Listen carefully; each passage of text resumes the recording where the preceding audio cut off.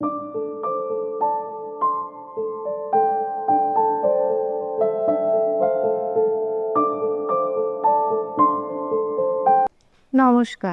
আমি আশমিনা মল্লিক, বাড়ি সিঙ্গুর। তো হঠাৎ আমার 3 দিন কোমরে প্রচন্ড মানে হালকা হালকা ব্যথা হচ্ছিল। ব্যথাটা হালকা হচ্ছিল, আমি অত গুরুত্ব দিইনি। হবার 2-3 দিন দিয়ে হবার পরে মানে এত বেশি একদিন হয়ে গেল, মানে বসা ওঠা মুভ করা মানে সমস্ত কিছু মানে পুরো বন্ধ হয়ে গেছিল। তো ডক্টর মধুশ্রী ম্যামের কাছে আমি এসেছিলাম কোনো এক রেফারেন্সে। তো আসার পর উনি আমায় অ্যাডমিশন দিয়ে করার পরে যন্ত্রণার জন্য মেডিসিন দিয়েছিলেন কিছু। মেডিসিন খাওয়ার পরে 2 দিন পরে আমাকে রিহ্যাবে নিয়ে গিয়েছিলেন। তো রিহ্যাবে যাওয়ার পরে আমার মানে ব্যথা আস্তে আস্তে পুরোপুরি ভালো হয়ে গিয়েছিল। ম্যাডাম বলেছিল যে যদি না কমে তাহলে আমি থার্সডেতে একটা ইঞ্জেকশন দেবো, প্ল্যান করেছিলেন। তো সেটা ম্যাডামের প্রয়োজন হয়নি, মানে আমার রিহ্যাব গিয়ে আমার ওটা ভালো হয়ে গেছে। এখন আমি আগের চেয়ে অনেক ভালো আছি, হাঁটতে পারছি, নিজে শুতে উঠতে বসতে, এমন ওয়াশরুমেও আমি যেতে পারছি। নমস্কার, আপনারা এতক্ষণ আসমিনা মল্লিকের কথা শুনলেন। ওর কোমরে ব্যথা, এবং কোমরে ব্যথা জিনিসটা ঘরে ঘরে হয়।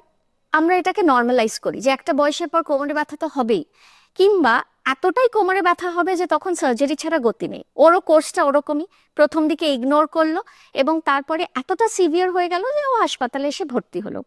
কিন্তু দুটোর কোনো এক্সট্রিমই কিন্তু ম্যান্ডেটরি নয়। হ্যাঁ, আমরা যদি স্পাইনটাকে ভাবি, আমাদের হাড় থাকে, হাড়ের মাঝখানে মাঝখানে ডিস্ক থাকে, যেটা খানিকটা জেল ভর্তি থলির মতো। সাইড থেকে নার্ভ থাকে, আর তার উপরে মাসল থাকে। এই যে কোনো একটা লেভেলে যদি গন্ডগোল হয়, কোমরে ব্যথা হয়। তার মধ্যে কমন হচ্ছে যখন ডিস্কে প্রবলেম হয়, সেটা জনিতও হয় বা কোনো চোট লেগে থেকেও হয়। ওর ক্ষেত্রে সেটাই হয়েছে, ওর একটা ডিস্ক প্রোল্যাপস হয়েছে, হয়ে নার্ভের ওপর চাপ পড়েছে।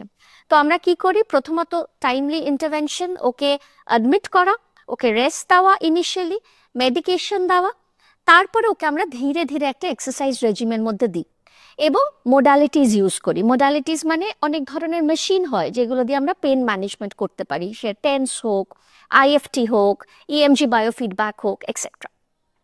এবং আমাদের প্ল্যান ছিল যে এতে যদি ঠিক না হয় আমরা স্পাইনাল ইন্টারভেনশনসে যাব, মানে ইনজেকশনসের দিকে যাব, যেটা হয়তো ছোট প্রসিজার, স্পাইনের মধ্যে ইনজেকশন দেওয়া হয়। তাতেও রেসপন্ড না করলে সার্জারির দিকে যাব।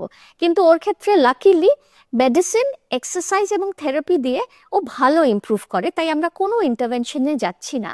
ওকে একটা এক্সারসাইজ রেজিমের মধ্যে রেখে একটা লাইফস্টাইল খানিকটা মডিফাই করে দিয়ে ওকে আমরা ডিসচার্জ করছি। এবং আমি আশা করব আগামী দিনে ও একটা ভালো লাইফস্টাইল এক্সারসাইজ রেজিমের মধ্যে থাকবে এবং ও ভালো থাকবে, যাতে এরকম বহু পেশেন্টরা ওকে দেখে বুঝতে পারে যে কোমর ব্যথাটা অত ভয় পাওয়ার কিছু নেই।